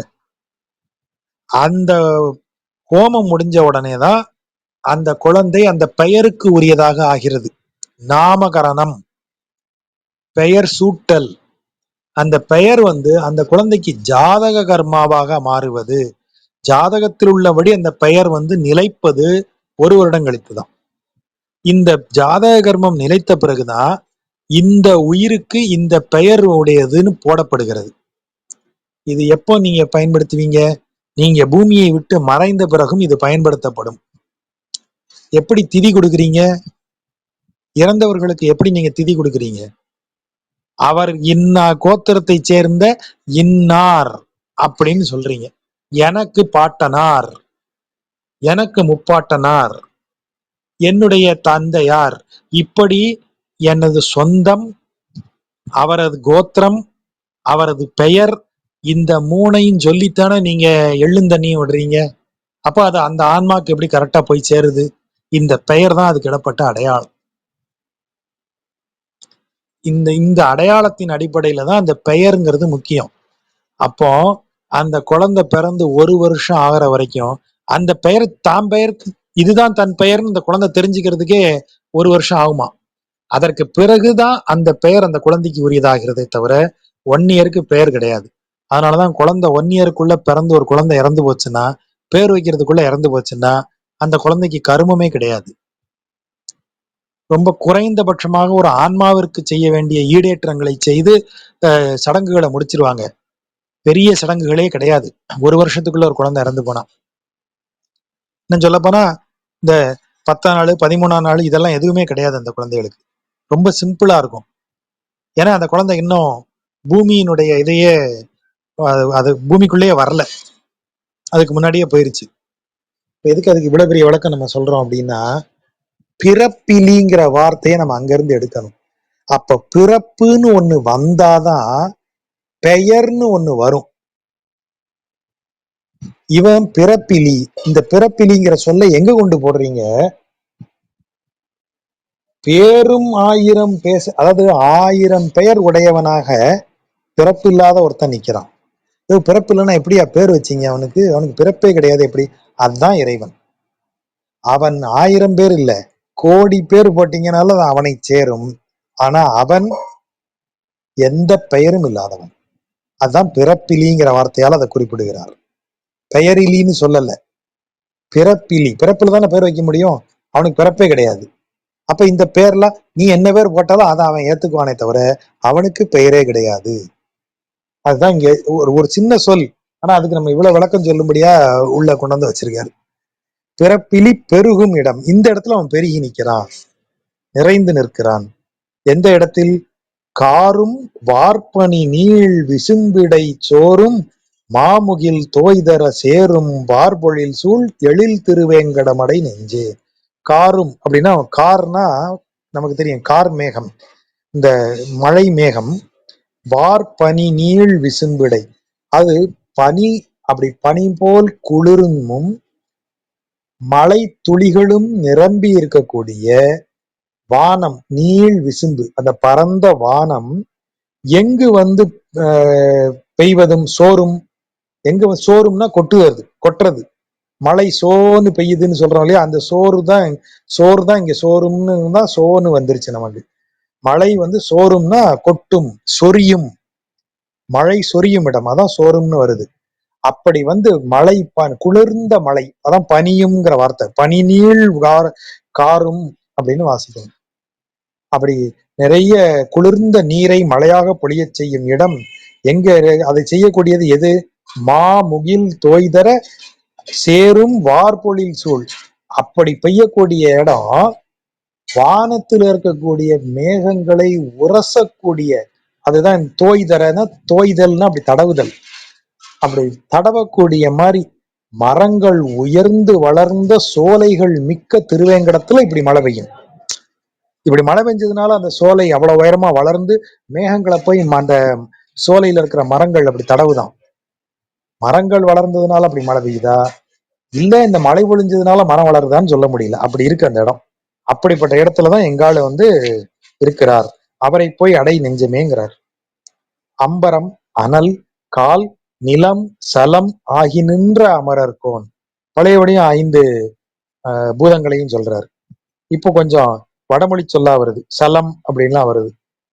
அம்பரம் சலம், அம்பரம்னா ஆகாயம், சித் அம்பரம் தான் சிதம்பரம், சித்தம் அம்பரமாகி நிற்கும் இடம், சித்த வெளி, அதான் சிதாகாசம் அப்படிங்கிற பேர்ல வள்ளலார் சொன்னது. ஆகாசம்ங்கிறது தான் அம்பரம், சித ஆகாசம், சித்தமே ஆகாசம் என விரிந்து நிற்றல், அதான் சிதாகாசம். அதுதான் சித் அம்பரம், அதுவே சிதம்பரம் என்ற ஊராக மாறுகிறது, பெயராக மாறுகிறது. அதுதான் அம்பரம். அதுல இருக்கிற வானம். அனல் கால், கால்னா காற்று, நிலம் சலம் நமக்கு தெரியும். இப்படியாகி நின்ற தேவர்களுக்கு தலைவன் அமரர்கோன். வம்பு உலாம் மலர்மேல் மலி மட மங்கைதன் கொழுனன் அவன். நல்லா கவனிங்க, திருமங்கையாழ்வார் ஒரு நுட்பம் வச்சுக்கிட்டே வருவார். 10 பாட்டு எழுதினார்னா அதுல ஒரு பாட்டுல தாயாரை உள்ள எழுப்பார். அந்த ஒரு பாட்டுல தாயாருக்கு கொடுக்கிற இடம், ஏய் இவளை பிடிச்சிங்கன்னா அவனை ஈஸியா போய் சேர்ந்துடலாம்டாங்கிற குறிப்பை கொடுத்துக்கிட்டே வருவார். கடந்த உரையாடல்ல பார்த்தோம் இல்லையா, அல்லி மாதர் புல்க நின்ற 1000 தோழன்னு சொன்னார் இல்லையா, அப்ப நெல்லி மரம் எல்லாம் உள்ள வந்துருச்சு பாருங்க. அதே மாதிரி இங்க என்ன சொல்றாரு, வம்பு உலாம், வம்புனா வாசனைன்னு அர்த்தம், வாசனை உலவக்கூடிய மலர் மேல் மலி அப்படின்னா நிறைந்து இருக்கிற, அந்த மலரில் நிறைந்திருப்பவள் யாரு? மடமங்கை, அழகிய மங்கை. யாரு மலர் மேல் இருக்கக்கூடிய மங்கை? யாரு? லக்ஷ்மி தேவி. தன் கொழுனன் அவன், அவளுடைய கணவன் இவன். மங்கைதன் கொழுனன் அவன், அந்த மங்கையின் கணவன் அவன். யாரு? ஐம்பூதங்களாகவும் ஆகி நிற்கும் தேவர்களின் தலைவன் என விளங்கும் எம்பிரான், அழகிய வாசனை மிக்க தாமரை மலர் மேல் நிறையக்கூடிய தாயாரினுடைய கணவன் கொழுனன். எங்க இருக்கான் அவன்? கொம்பின் அன்ன இடை மடக்குற மாதர் நீள் இதனம்தோறும் செம்புனம் அவை காவல்கொள் திருவேங்கடம் அடை நெஞ்சே. திருவேங்கடத்துல இருக்கார் சார் அவரு. திருவேங்கடம் எப்படிப்பட்ட இடம்ப்பா? கொம்புனா இந்த இடத்துல வஞ்சி கொடின்னு ஒரு பொருள். வஞ்சி கொடியை போல இடை கொண்ட, அன்னனா போலன்னு அர்த்தம். கொம்பின் அன்ன, கொம்பை போல இடை, கொம்பின் அன்ன இடை, கொம்பை போல இடை கொண்ட மடக்குற மாதர். மடனா இந்த இடத்துல அழகியன்னு பொருள். மடந்தைங்கிறதுல இருக்கக்கூடிய சொல்லுதான் மடங்கிற சொல். மடக்குற மாதர். மலைகளில் இருக்கும் மலை பெண்கள் குரத்திகள் என்று அழைக்கப்படுவார்கள். குறவர் குரத்தியர். இன்றைக்கு இருக்கிற நரிக்குறவர்கள் இல்ல, மலைக்குறவர்கள். அந்த குறமாதர் இதனம் அப்படின்னா பரன்னு அர்த்தம். இதனம் அப்படின்னா பரன். நீண்ட பரன்கள் தோறும் அமர்ந்து புனம். புனம்னா என்ன? நம்ம ஏற்கனவே பார்த்திருக்கோம். சமவெளியில இருக்கக்கூடிய விளைநிலத்துக்கு வயல் என்று பெயர். மலைப்பகுதிகளில் இருக்கக்கூடிய விளைநிலத்திற்கு புனம் என்று பெயர். இப்ப திருவேங்கட மலைங்கிறது மலை என்பதால் அங்கு இருக்கிற விளைநிலம் புனம் எனப்படுகிறது. அதான் செம்புனம், செம்மையான புனம். அதாவது நன்கு விளையக்கூடிய மலையில இருக்கிற விளைநிலம். அந்த விளைநிலத்தை பரன்கள் மீது ஏறி நின்று வஞ்சி கொடியை போன்ற இடையை கொண்ட அழகிய குறமாதர்கள் காவல் செய்யக்கூடிய திருமலை, அதாவது அந்த திருவேங்கட மலையில் இருக்கக்கூடிய இறைவனை அடைவாயாக. இப்ப எப்படி வருது பாருங்க பொருள். அப்ப புனத்தை காவல் செய்யணும்னா எதுக்கு காவல் செய்யணும்? கதிர்கள் விளைந்து நிற்கும் போது பறவைகள் வந்து அவற்றை கொற்றி தின்னும். அப்படி கொத்தி தின்னாதவாறு ஆயலோட்டுதல்னு பேர் அந்த காரியத்துக்கு. சங்க இலக்கியத்துல ஒரு நீண்ட கயிறுல கல்லை கட்டி அதை அப்படி சுத்திக்கிட்டே இருப்பாங்க. அந்த வயல்வெளிகள் முழுவதும் அந்த கல்லு சுத்தி வர்ற மாதிரி. ஒரு கல்லை எடுத்து எரிஞ்சா எத்தனை பறவைக்கு கல் எரிஞ்சுக்கிட்டே இருப்பீங்க?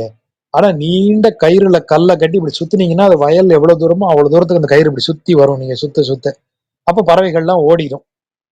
ஒரு ஃபேன் மாதிரி இப்படி சுத்திக்கிட்டே இருக்கணும். அதான் ஆயலோட்டுதல். அதுக்கு நல்லா வயலுக்கு நடுவுல உயரமான பரன் கட்டியிருப்பாங்க. அந்த பயிருடைய வளர்ச்சிக்கு மேல அந்த பரன் இருக்கணும். அப்பதான் அந்த குருவிகள் எல்லாம் வந்தா நீங்க கல்ல அது தலைக்கு மேல அப்படி வீச முடியும். அதான் நீள் இதனம். இப்ப நீண்ட பரன்னா என்ன அர்த்தம்? அவ்வளவு பெரிய வயல்னு அர்த்தம். அந்த வயல். அப்ப வயல் என்பது இங்கு என்னவாக சொல்லப்படுகிறது? செம்புனம். நாம இறைவனை வணங்கி இறைவனது அடியார்களோடு சேர்ந்து இறைவனது புகழை பாடி காதால் கேட்டு மகிழ்ந்து நம்மளை பண்படுத்தி நாம ஒரு லெவலுக்கு வந்துட்டு இருக்கும்போது திடீர்னு எங்க இருந்தோ வந்தக்கூடிய உலக இன்பங்கள் நம்ம அதை பார்த்துக்கிட்டே இருக்குல்ல. எப்படா இந்த வயல் விளையும், விளைஞ்சவனே வந்து கொத்தி திங்கலான்னு. அது மாதிரி எப்படா இவன் வந்து பக்தியில ஓவரா போயிட்டே இருக்கான், எப்ப ஒரு கேப் கிடைக்கும் இவனை வந்து கபக்குன்னு பிடிச்சிக்கலான்னு உலக இன்பங்கள் காத்திருக்கு. அப்போ மடக்குற மாதர் பெண்கள் வந்து ஆயலோட்டி அந்த புனத்தை காவல் காக்கிறார்கள் அப்படின்னு சொன்னவர் மேல என்ன போட்டிருக்காரு? வம்பு உலாம் மலர் மேல் மலிமட மங்கைதன் கொழுனன் ஹிண்ட் கொடுக்கிறாரு. அப்படி இறைவன்கிட்ட போய் சேர்ற வழியில உனக்கு சிக்கல் வருமானால், பிறவை வருமானால், அந்த சிக்கல்களிலிருந்து உன்னை காப்பாற்ற போவது தாயார்தான். அவதான் செம்புனம் காவல் செய்பவள். இறைவனிடத்துல நீ போவ, இறைவனிடத்துலதான் நீ போகணும். அவன் தான் உனக்கு எல்லாம் கொடுக்க போறான். ஆனா போற வழியில இடைஞ்சல்கள் வராம உன்னைய பாதுகாக்கிறதுக்கு தாயாருடைய அருள் வேணும். ஆகவே இந்த இடத்துல அதை சொல்லிட்டேன். இதுக்கு அடுத்த பாட்டுல இன்னும் கிளியரா சொல்லுவார் பாருங்க. பேசும் இன் திரு நாமம் 8 எழுத்தும். அவருடைய பெயர் 8 எழுத்து, அவருடைய மந்திரம் ஓம் நமோ நாராயணாய. அந்த 8 எழுத்தும் சொல்லி நின்று, அதாவது அந்த சொல்லில் நின்று பின்னரும் பேசுவார். பின்னும் அதிலேயே லயித்து இருக்கக்கூடியவர்களுக்கு உய்ய வாங்கி அவர்களை உய்விக்கும் வழியை எடுத்து அவர்களது பிறப்பு அறுக்கும் பிரானிடம் அவனது 8 எழுத்து மந்திரத்தை சொல்லி, அந்த 8 எழுத்து மந்திரத்தை சொல்வதோடு மட்டுமில்லாமல் அதிலேயே தகைத்து நின்று, அதிலேயே தொடர்ந்து நின்று அப்படி நிற்பவர்கள் தமை உய்ய வாங்கி அவர்கள் உய்யும்படி செய்து அவர்களது பிறப்பு இல்லாமல் ஆக்கக்கூடிய பெருமான் இருக்கும் இடம் திருமலை. இப்போ இந்த பேசும் இன் திருநாமம்னு இருக்கு இல்லையா, அது 2 விதமா சொல்லுவாங்க. சேர்த்து சொன்னா பேசுமின் திருநாமம் 8 எழுத்தும். பேசுமின்னா சொல்லியா, எட்டு எழுத்தும், பெருமாளோட எட்டு எழுத்தையும் சொல்லியா, பேசுமின் பேசியா அப்படின்னு அர்த்தம்.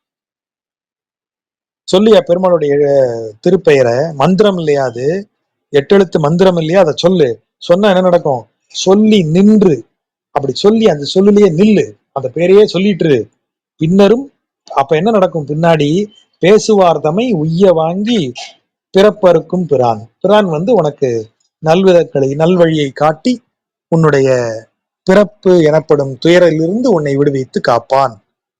அது ஒரு பொருள். இன்னொன்னு, பேசும் இன் திருநாமம், அவனது இனிய திருநாமத்தை பேசும் எட்டெழுத்து மந்திரத்தை சொல்லி அப்படின்னு சொல்லக்கூடியது இன்னொரு பொருள். இதுல ஒரு பெரிய குழப்பம் இருக்கு. குழப்பம் இல்ல, ஒரு பெரிய வியாக்கியானம் இருக்கு. எட்டு எழுத்துன்னு சொல்லியிருக்காங்க. ஓம் நமோ நாராயணாயன எட்டு எழுத்து வருது. ஓம்ங்கிறது பிரணவம். பிரணவம் என்பது வேதத்தில் சொல்லப்பட்டிருக்கிறது. அப்படியானால் வேதத்தை நான்காம் வருணத்தவரும் பெண்களும் சொல்லுவதற்கு யோகியாம்சம் இல்லைன்னு சொல்லப்பட்டிருக்கே. அப்ப எட்டு எழுத்துங்கிறத எப்படி சொல்லலாம்? இங்கு நால்வகை வருணத்தாரும் பெருமாளை வணங்கலாம்னு வருதே, அவங்களுக்கு வெறும் நாராயணாய நாராயணாயன்னு சொன்னா போதுமா, இல்ல ஓம்ங்கிற சொல்ல சொன்னா அது வேதத்தை சொன்ன பொருள் ஆயிருமே, வேதத்தை அவங்க சொல்லக்கூடாதுன்னு சொல்லியிருக்கே அப்படின்னு ஒரு குழப்பத்தை உண்டு பண்றாங்க. இந்த குழப்பத்திற்கு அவர்கள் ஓம் என்று சொல்லலாம் அப்படிங்கிற விளக்கம் எத்தனை பாயிண்ட் இருக்கும்னு யாராவது சொல்லுங்க. எத்தனை பாயிண்ட்ல அதுக்கு விளக்கம் சொல்லி இருப்பாரு அன்னங்கராச்சாரியார்? யாராவது ஒரு கெஸ் பண்ணி சொல்லுங்களேன் ஒரு நம்பர்.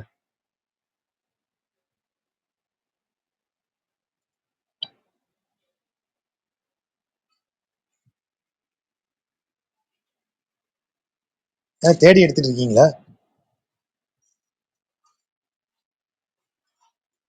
சும்மா கெஸ்ல ஒரு நம்பர் சொல்லுங்க யாராவது.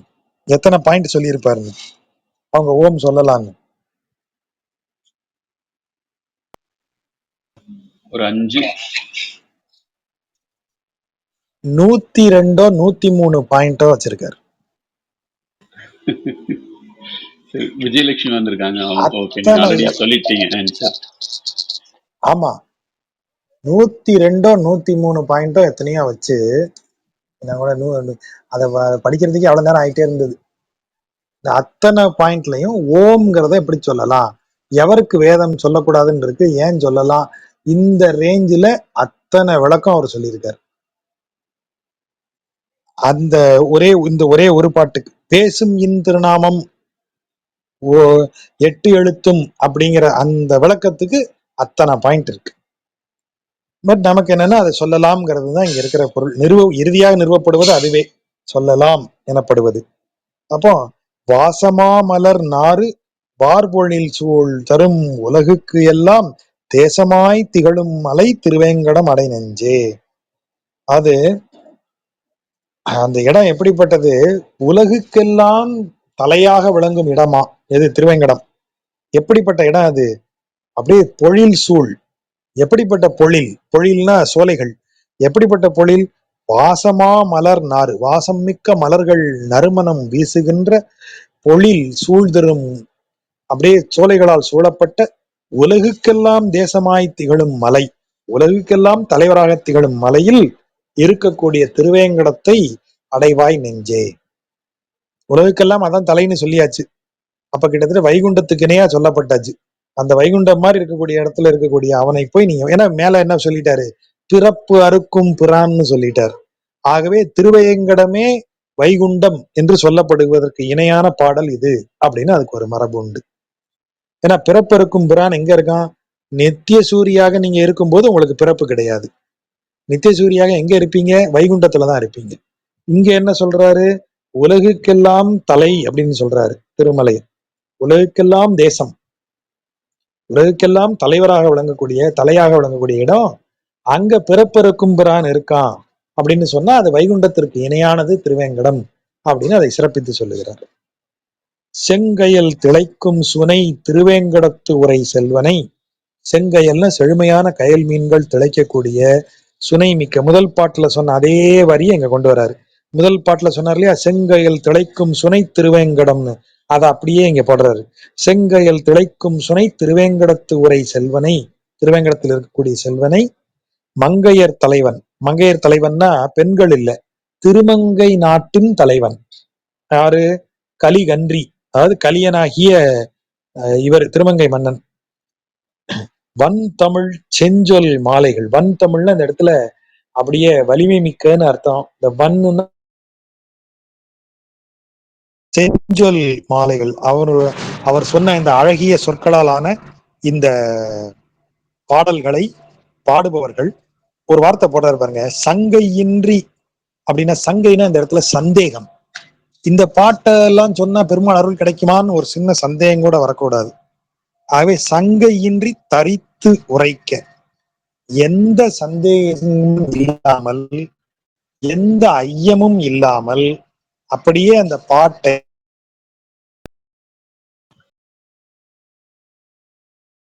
ஐயமும் இன்றி, எந்த சந்தேகமும் இன்றி இறைவனை இந்த பாடல்களை பாடுபவர்கள் இந்த உலக இன்பங்களையும் அனுபவித்து அதற்கு பிறகு உயர்வான வானவர் வாழ்க்கை என்று சொல்லப்படுகிறது அவங்களுக்கு கிடைக்கும்னு அவரு சொல்லிடுறாரு. அந்த வழக்கமான பலஸ்ருதி அந்த பாடலுடைய பெனிஃபிட் அதுல சொல்லியிருக்காரு. இந்த 10 பாடல்களும் இப்படி. அடுத்து திரும்ப இன்னும் வரப்போற இன்னும் 30 பாடல்களும் திருவேங்கடத்தின் பெருமையை சொல்லக்கூடிய பாடல்களாக தான் இருக்கும். நண்பர்களுக்கு கேள்விகள் இருந்தா கேட்கலாம். நன்றி நன்றி. இந்த விஜயலட்சுமி அம்மாலாம் ஏதோ கேட்கணும் பண்றாங்க. கேளுங்கம்மா, அன்மியூட் பண்ணி பேசுறத கேளுங்க. இல்ல கேட்கறதுக்கு ஒன்றும் இல்லை. அவர் அந்த கொஸ்டின் கேட்கும் போது நான் ரைஸ் பண்ணியிருந்தேன். சரி சரி. இந்த கேஸ் அனந்த கிருஷ்ணன் உங்களுக்கு இருக்குமே. ஓகே. தேங்க்ஸ் ராஜா. இன்னைக்கு பிரமாதமாக இருந்தது உங்கள் உரை. நிறையா புதுசாக நான் தெரிஞ்சுக்கிட்டேன். இந்த குருந்த மரத்துக்கு ப்ரிவென்டிவ் அட்டாக், அப்புறம் புல்லின வாய்க்கு வந்து சம் ப்ரூட்டல் அட்டாக், அந்த மாதிரி எக்ஸ்பிளைன் பண்ணுங்க. அப்புறம் அந்த பிரபிலிக்கு பிரபிலி வந்து என்ன, அது மிக நீண்ட விளக்கம் கொடுத்தீங்க. புண்ணியதானம், ஆயுசோமம், அந்த மாதிரி எல்லாம் மிக நீண்ட விளக்கம் கொடுத்தீங்க. அப்புறம் அந்த காம மலம் அதை அழிக்கிறவங்க வந்து நிர்மலனாத்தான் இருக்க முடியாது, அது சம்பந்தமா சொன்னது. அப்புறம் சில இடத்துல மேபி வேற டிஸ்கஷன் கூட பேசலாங்க. இந்த ஓம் நமோ நாராயணா அந்த 8 எழுத்து மந்திரத்துல அந்த வேதம் வர்றதுனால 4 வருணம் பேசக்கூடாதுங்கிற இருந்தது ஒரு டிபேட்டு. ஆனால் அது பேசலாம்னு சொல்லி 102 விளக்கங்கள் கொடுத்தாங்கன்னு சொன்னீங்க. அட்லீஸ்ட் ஒரு ஃபியூ இதை எங்களுக்கு சொல்ல முடியுமா? Couple of explanations. அது ஒவ்வொன்றும் ஒவ்வொரு இடத்துல இருக்கக்கூடிய இதை சொல்லி அதுக்கு விளக்கம் சொல்லுவாங்க. நாம அதை தனியா இன்னொரு செஷன்ல டைம் இருக்கும்போது அதை பேசுவோம். Okay sir. அதுல சுவாரஸ்யமான சில இடங்கள் இருக்கு, அதை சொல்லி பேசலாம். Okay okay sir. அப்புறம் இன்னொன்று, இந்த 3 கலர் வச்சு வந்தது இல்லைங்க, வெள்ளியான், கரியான், அப்புறம் பச்சை அப்படிங்கிற 3 கலர் வெவ்வேறு யுகங்கள் இருக்குதுங்க. அது அந்த யுகத்துல வந்து வெவ்வேறு அவதாரங்கள் எடுத்திருப்பாரா? அப்படித்தான் இருக்கும்.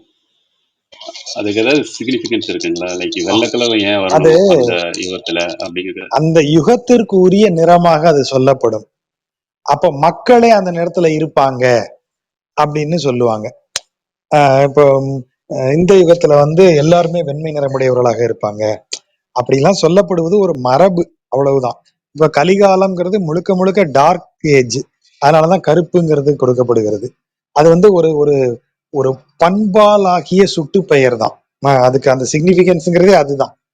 அப்ப இறைவனும் கரியவனாகத்தான் இருப்பான், இறைவனும் பல வேலைகளை செய்ய வேண்டியவனாதான் இருப்பான். சியாமவர்ணன்னு சொல்லும் போது அவன் ரெண்டுக்கும் இடைப்பட்ட நிறத்துல இருப்பான். அதுக்கு ஒரு கதை சொல்லுவாங்க. இவன் காலத்திலேயே, இந்த மன்னன் தர்மர் காலத்திலேயே இந்த யுகம் முடிஞ்சு இவங்க யுகம் முடிஞ்சு கலியுகம் பிறக்குதான். அப்ப கலியுகம் பிறக்கிறதுக்கு முந்தின நாள்ல வந்து இதுல அவன் நாட்டுல வந்து ஒருத்தன் இருந்து நிலம் வாங்குறான். ஒருத்தன் வாங்கி உழும்போது அவன் அந்த ஏற்காலில் வந்து ஏதோ ஒண்ணு படுது. என்னன்னு பார்த்தா புதையல். உடனே இந்த நிலத்தை வாங்கினவன் என்ன செய்யறான், இந்த புதையலை தூக்கிட்டு போய் இவர்கிட்ட கொடுக்குறான், அந்த பழைய ஓனர்கிட்ட கொடுத்து, ஐயா இந்த மாதிரி நான் நிலத்தை தான் விலை கொடுத்து வாங்கினேன், உள்ள இருக்கிற பொருளை நான் விலை கொடுத்து வாங்கல, அது உங்களை சேர்ந்தது, அதனால இதை வச்சுக்கங்கன்னு புதையலை கொடுக்குறான். ஆனா நிலத்தை வித்தவன் என்ன சொல்றான், எப்ப நான் நிலத்தை உனக்கு வித்தனோ அப்பவே அந்த நிலம் அதிலிருந்து வர்ற விளைச்சல் உனக்கு தானே சேரும், அப்ப இதுவும் அந்த பூமிக்குள்ள இருந்து வரக்கூடிய பொருள் தானே, இதுவும் ஒன்னத்தான் சேரணும், இதை நான் வாங்க மாட்டேன்றான். இது பெரிய வாக்குவாதம் ஆயிருது. இதை நீ தான் வாங்கிக்கணும்னு ஒருத்தனும், இதை நான் வாங்க மாட்டேன் இது ஒன்னே தான் சேரும்னு ஒருத்தனுமா சண்டை போடுறாங்க. சண்டை எப்படி இருக்கு பாருங்க, யாருக்கு அது போகணும்னு. கடைசியா இந்த வழக்கு எங்க வருது விசாரணைக்கு, தர்மனுடைய அவைக்கு வருது. தர்மனுக்கு எப்படி தீர்ப்பு சொல்றதுன்னு தெரியல, யோசிக்கிறான். என்னடா இது இப்படி ரெண்டு பேருமே ரொம்ப அநியாயத்துக்கு நல்லவங்களா இருக்காங்களே, என்ன செய்யன்னு யோசிக்கிறான். அப்போ கிருஷ்ணர்கிட்ட கேட்டோன்னே கிருஷ்ணர் வந்து ஒரு புன்னகையோட, இரு நாளைக்கு வர சொல்லு இவங்கள அப்படின்றாரு. மறுநாள்ல இருந்து கலியுகம் ஆரம்பம். மறுநாள் வரும்போது ரெண்டு பேருமே இது என்னையத்தான் சேரும், இது எனக்கு தான் வரணும்னு சண்டை போடுறாங்க.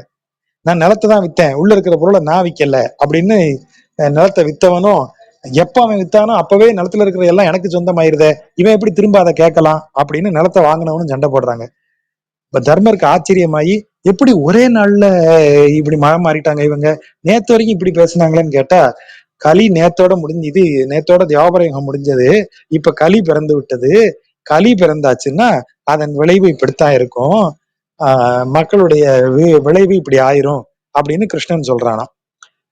அப்போ யோசிச்சு பாருங்க, அந்த அந்த சேஞ்சஸ் இருக்கு இல்லையா, அந்த களி வரும்போது அந்த டார்க்னஸ் தான் முதல்ல வரும் எல்லாத்துலயும். அப்ப அது ரெண்டுக்கும் நடுவுல இருக்கிற கஸ்புல இருக்கிறவன் வந்து அந்த பச்சை நிறம், கருமையும் இல்லாது வெண்மையும் இல்லாது அப்படி எல்லாம் கலந்த பசுமை நிறத்தோட இருக்கக்கூடியவன் கண்ணன், அவன் அந்த இடத்துல இருப்பான். ஆகவே இது வந்து ஒரு சிக்னிபிகன்ஸ் வந்து இந்த இடத்துல பார்த்தா ஒரு ஒரு ஒரு சிறு குறியீடாத்தான் அதை சொல்ல முடியும். கலியன் என்று சொல்லப்படுகிற கலிக்குரிய தெய்வம் கருமை நிற தெய்வம். அதே நேரம் சத்தியயுகம் அதுக்கெல்லாம் உரிய தெய்வம் வெண்மை நிறத்துல இருக்கும், அந்த அதுக்குரிய தெய்வம். அந்த அந்த யுகத்தின் தெய்வங்கள் இருக்கும் இல்லையா, கலியுகத்திற்கு தெய்வம் கலியன், அவன் கரிய நிறமுடையவனா இருப்பான். அவனை வணங்குவதாக துரியோதனன் அவனை வணங்குவதாகத்தான் வெண்முரசில் எழுதியிருப்பாரு. அதுல பாருங்க, கருப்பு நிறமுடையவனாக இருப்பான் அவன். அதே மாதிரி இந்த சியாமவர்ணம் உடையவன் கிருதயுகத்தினுடைய தெய்வம், அவன் அந்த கலர்ல இருப்பான். அதான் அந்த அந்த சிக்னிபிகன்ஸ்ங்கிறது அந்த இயல்பை குறிப்பதற்காக சொல்லப்பட்டதே தவிர வேற ஒண்ணும் இல்லை. இது கம்பர் வந்து ராமருடைய கலரை வந்து மான் தளிர் கொழுந்து இதே சாம கலர்ல தான் அந்த நிறத்துல இருந்தான் அப்படின்னு சொல்லுவாங்க. ஆந்திராவில் முக்காவாசி படங்கள்ல ராமருக்கு பச்சை பெயிண்ட் தான் அடிச்சிருப்பானுங்க. ஆமா, கலியுகத்துக்கு முன்னாடி இல்ல, அவர் வண்ணம் எல்லாம் பச்சையா தான் அடிச்சிருப்பாங்க ராமருக்கு. சியாமவர்ணம். சீதையோட வர்ணம் வந்து அதே மாந்தளிர்ல அந்த தோற்பா வரும்ல, அந்த காப்பரிஷ் கொழுந்து இருக்குல்ல, அந்த வர்ணத்தை சொல்லுவாங்க. ஆமா ஆமா, செம்பொன் நிறம் அவ.